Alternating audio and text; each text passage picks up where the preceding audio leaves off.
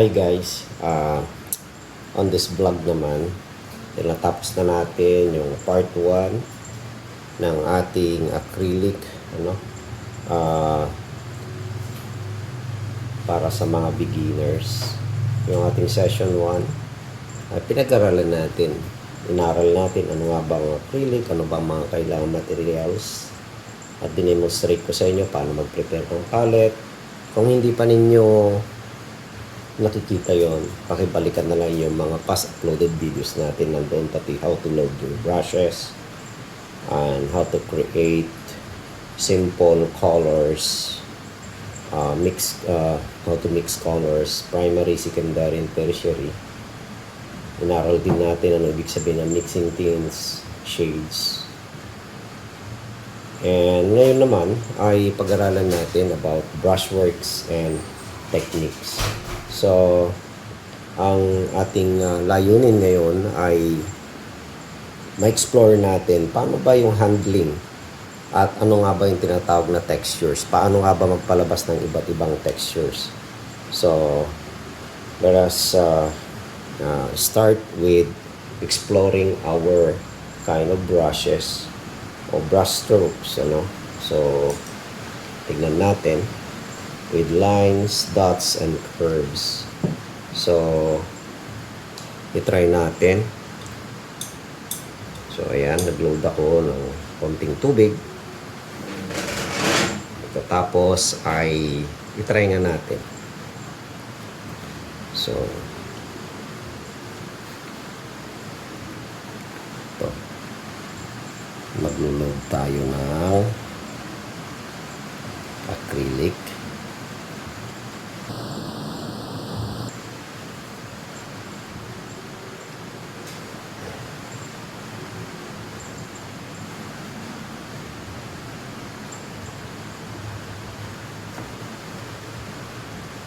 Ito, gamit tayo ng rug. So, ayan. So, tignan natin. Pagka round brushes, usually ay detailed brushes siya. So, kulang ng basa. Kaya, pag mag-straight lines tayo, usually, ganito ako kumawak ng brush.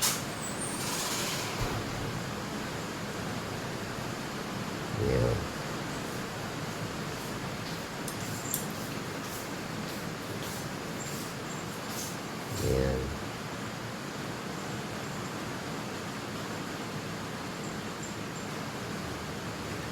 So, sa curve naman,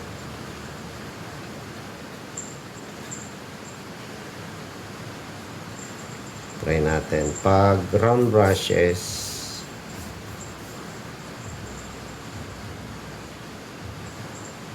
ayan.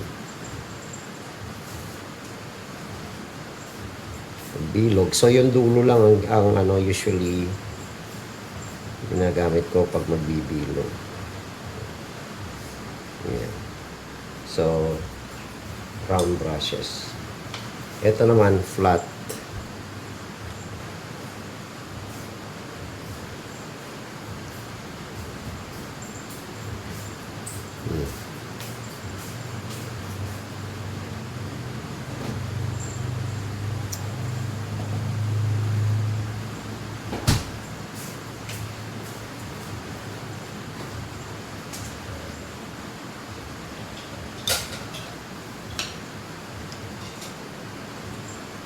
Ito naman ay filbert. Hindi, flat pala.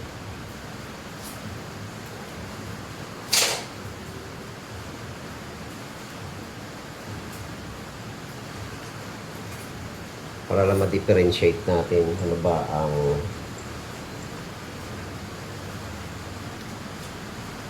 ito naman ang itsura kapag ka-filbert.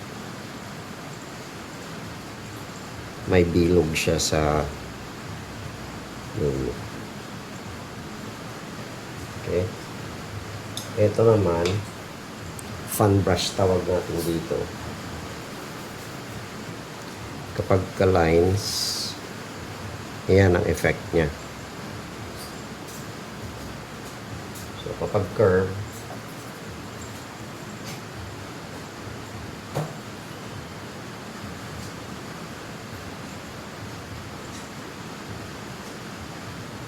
Tawag dito fan brush. Okay. So, yan. So, kung pwede nyo i-explore yung inyong mga brushes, kung ano ang maaari ninyong gawin. No? So, usually, yung ginagamit namin, itong round, pinang-i-sketch namin sa canvas. Minsan, ito yung ginagamit namin na pang-sketch. At, pinandidetalye namin. Okay? So, yun. Ngayon naman ay dadako tayo sa tinatawag natin na different techniques sa paggawa ng o brush strokes and brush techniques na tinatawag, no? Yung mga brush techniques na pwede kong marami naman na resources na pwede ninyo i-explore at aralin sa YouTube. Kaya para sa akin, yung mga ano lang din, common na ginagamit namin, ang ituturo ko sa inyo, which is dry brush, blending, stippling, scumbling. Ayan. Actually, yan yung mga ginagamit namin na mga techniques sa acrylic. Meron din yung iba, palette knife techniques, no? Pero as of now, maganda siguro na matutunan muna natin yung mga iba't ibang paraan, no? Paano nga ba gamitin ang mga brush na ito. So, for now, ay gagawa muna ako ng mga magkakaroon muna tayo ng ayan. I-demonstrate ko sa inyo paano ba yung dry brush technique. So,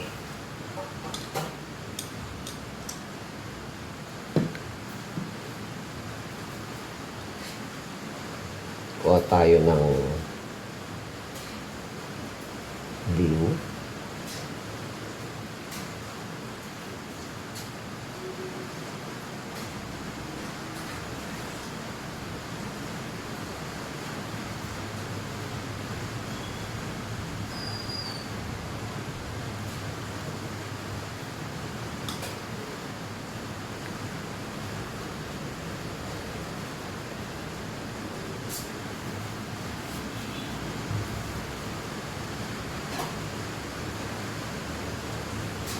Ayan.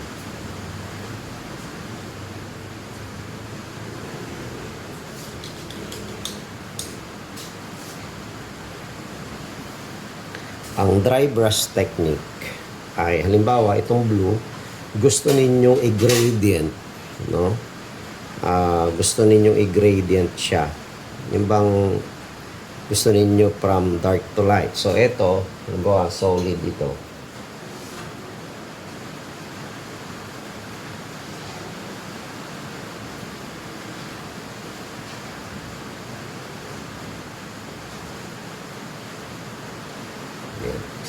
Gusto ninyong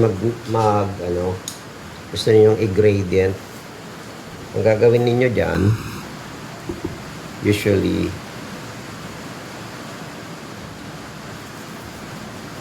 magmi-mix tayo. Huwag niyo lalagyan ng tubig. Mag-load muna kayo ng kulay na gusto ninyong i-gradient sa kanya. Pwedeng light, pwede natin gawing green. Halimbawa, ganyan.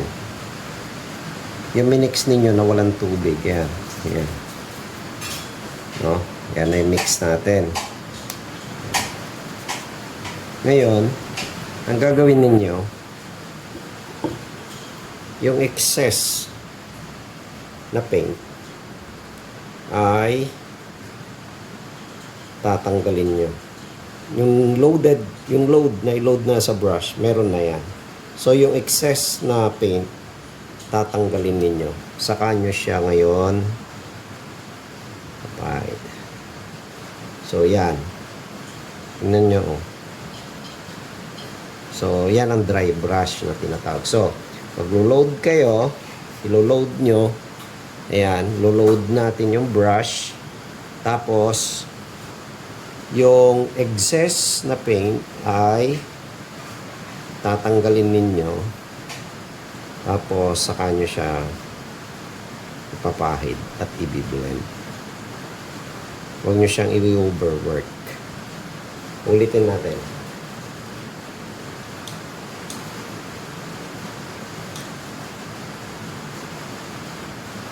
Yeah. Ulitin natin ha. Ito yung solid color natin.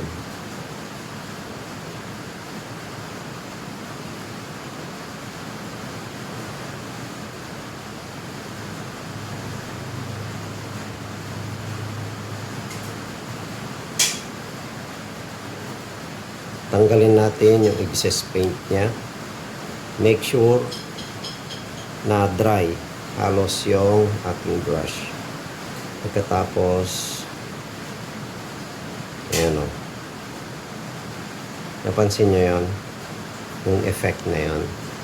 So, kapag nilagyan ulit natin yung paint, papahid, tapos, ayan. Ayan. Isa to sa mga technique sa blending. Okay? So, yun. Lalagyan natin ito ng white. Wag nating lalagyan ng tubig yan ha. So, yan. Tatanggalin natin. Tapos, see? Kita ninyo yung blending niya. Then, sunod naman ay stippling. Ang stippling naman o stippling ay ini-staple mo yung ating o ini-stiffle mo yung ating brush. So maraming paraan, no? For example, magba-blocking tayo ng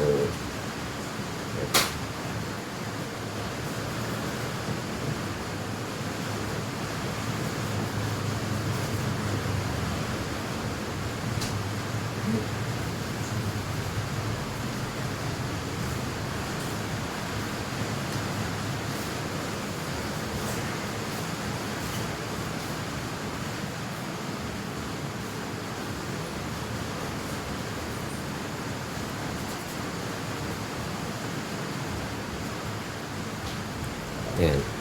Ito yung mix natin, ano? Try natin na mag-block. Ito lang.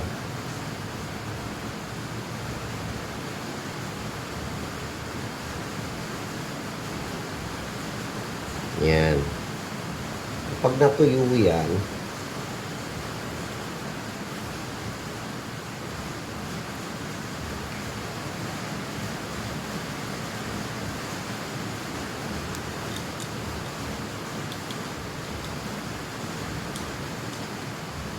either kumuha tayo ng kahit anong shape ng brush, bawa round brush. Pagkatapos, mix tayo ng ibang color.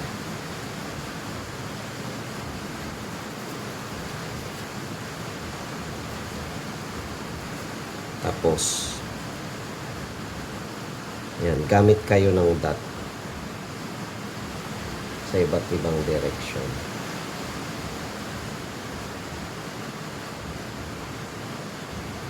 Yan.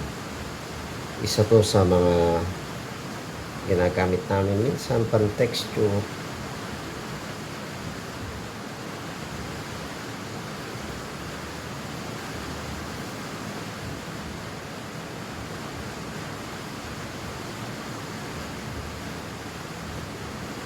Huwag niyong i-blend ha. Huwag niyong i-blend. Tiyagain lang ninyo na yan, punuin ng ano. Yan. Hanggang sa mapalabas ninyo yung gusto nyo itsura niya. Ayan o. Pag gumamit ka ng stippling ang tawag dyan. maraming paraan. No? Like for instance, yung mga puno, yung foliage. Gamit kayo ng fan brush.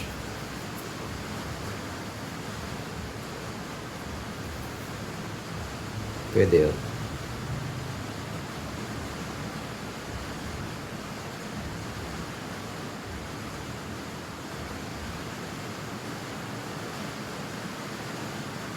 So usually ginagamit namin to sa landscape.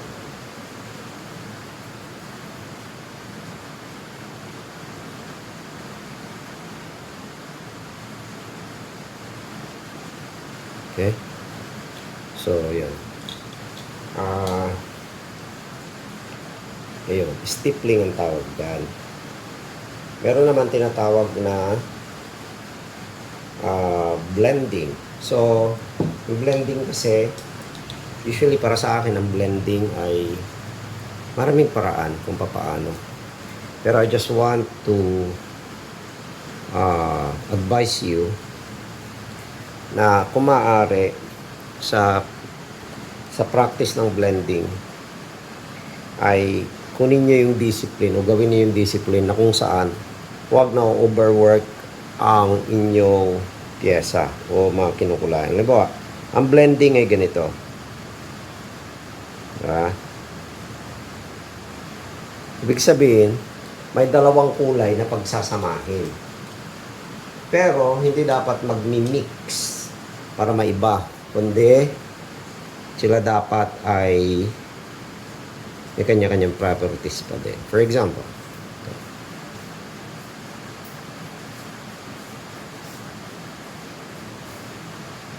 so, mapapansin ninyo, hindi ko kinuha yung gitna.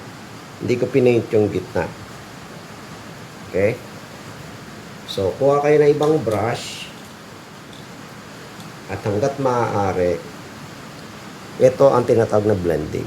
Pupunta kayo sa gitna niya, tapos, yan, i-blend ninyo.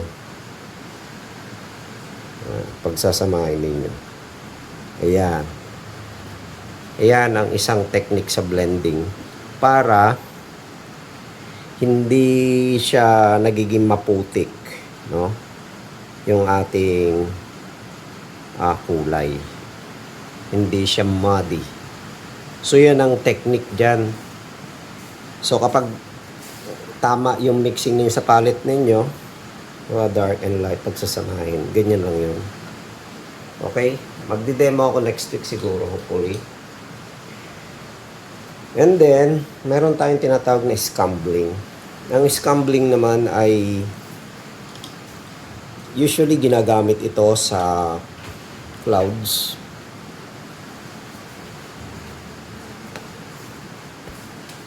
Okay. Baka magtaka kayo, ang ginagamit ko ay acrylic paper. So, halimbawa,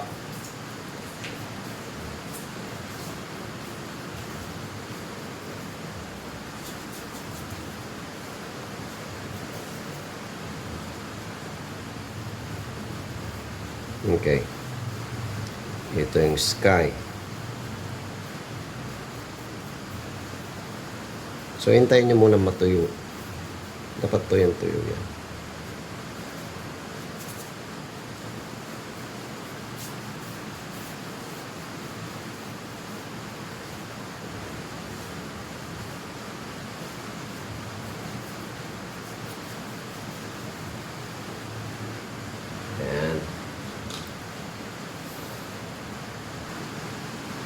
Ayan. O, ayan. Dahil tuyo na to, ang scumbling na tinatawag ay kukuha ka ng paint. Diba? Gagawa tayo ng clouds. Usually, yung ibang gumagamit sila ng hug brushes. No? Pero ito, synthetic brush ang gamitin natin. Pag sinabi natin scumble, ayan. Ayan, inaano natin, no? Tingnan mo, hindi siya solid, oh. Kita mo yung ilalim niya. Ayan. Kaya usually, ito yung pinakamagandang technique sa paggawa ng clouds. Bawa.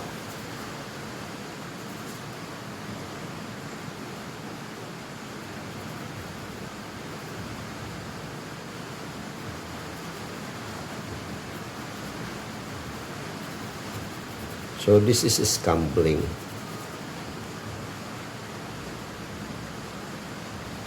So hindi siya solid na ano, hindi biniblend natin yung pero nakikita pa rin ang ilalim niya. Ayan. Tawag yan scumble or scumbling.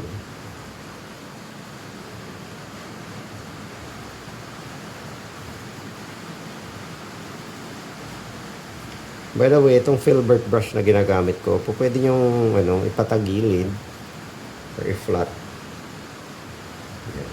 Ito.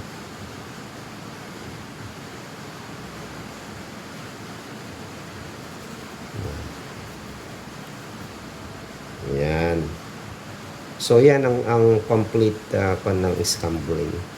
So, mag-wash muna kayo. May pang-ilalim na color. Pagkatapos, kukuha kayo ng ibang kulay at ipapaibabaw nyo sa kanya. At may technique kayo. Medyo madin ng konti yan.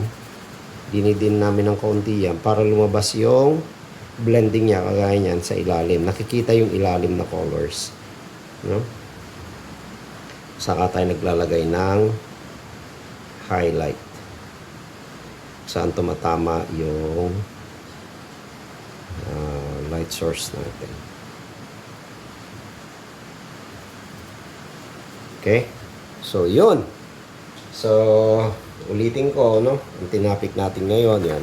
Iba't ibang strokes na po pwede nyong aralin ayon doon sa availability ng inyong gamit. So, different strokes from round brush, flat, filbert, fan brush. So, ang tawag natin dito, dry brush technique, no? Maganda ring technique sa pagbi-blend. Ito is stippling and this is blending. This is, bahagi, no, ng stippling using fan brush. At ito ay scumbling. Okay? So, I hope you learn from this video. And for your exercises, pwede kayong kumuha ng bakanting acrylic pad or canvas pad at gawin niyo yung mga technique na iyon sa inyong mga exercises. So, halimbawa, parang ganito lang din, no? Kuha kayo ng either square na malaki-laking ganyan at gawin niyo yung mga technique na tinuro ko sa inyo. Dito naman sa scumbling, pwedeng malaki-laki ng kaunti. Ayan. At pag-aralan ninyo, ang maganda ay pinapractice ninyo. Anyway, pagka ginagawa at pinapractice ay matututo kayo. Ayan. Maraming salamat sa panonood. Till next video ulit. Enjoy your painting journey. God bless you all.